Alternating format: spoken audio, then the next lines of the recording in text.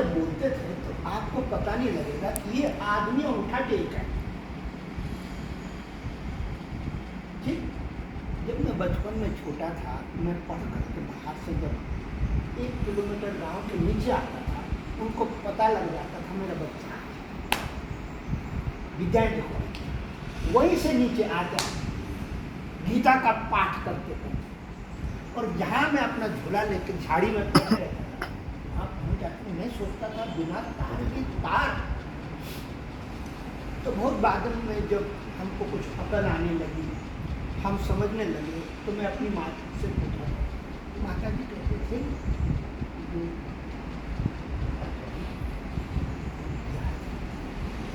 मैं कहता था माँ इनको विद्या आती है तो सही कह रही, ये कल वहाँ झाड़ी में मेरे को देने आई, इन्हें कैसे पता लगा कि मैं उस समय कुछ भी नहीं था। जब हम पढ़ते थे बचपन में कोई साधन नहीं था, खाली हम स्कूल से अपना झोला उठा के चल दें, जब घर पहुंचे तभी तुमको पता लगे आ गया है।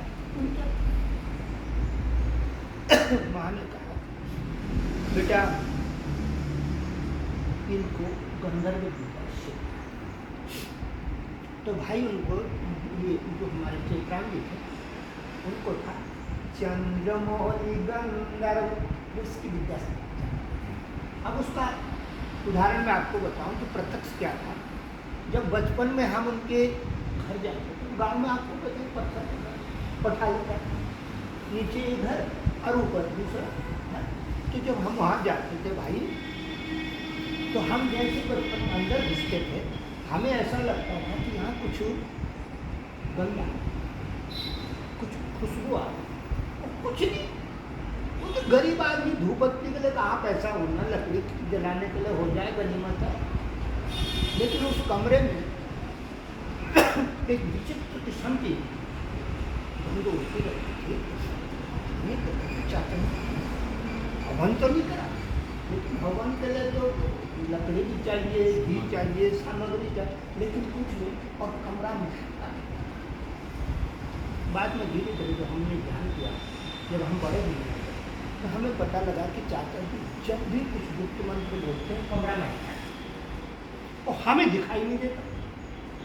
कमरा महकता है, इसका मतलब कोई आया है और उसके साथ एक हवा का झोंका आया, और वो झोंका जो अंदर आया है उसने सारे कमरे को सुगंधित कर दिया। तो ये सब चीजें बचपन में देखता था। एक दिन मैंने उनसे जिद पकड़ा, नहीं ये कमरा गंद आने। अरे बोला बच्चा गंद नहीं आने, खुशबू आने ना। मैं कहते कमरे में खुशबू आने। तो धीरे धीरे जब वो पुराने लोग बच्चों को बहुत प्यार करते, आज हम बच्चों को प्यार नहीं करते। गांव में जाते हैं, पुराने लोग टॉफी देते थे, गांव में आपने देखा हुआ, आज कौन करता है? हम गांव में जाते हैं,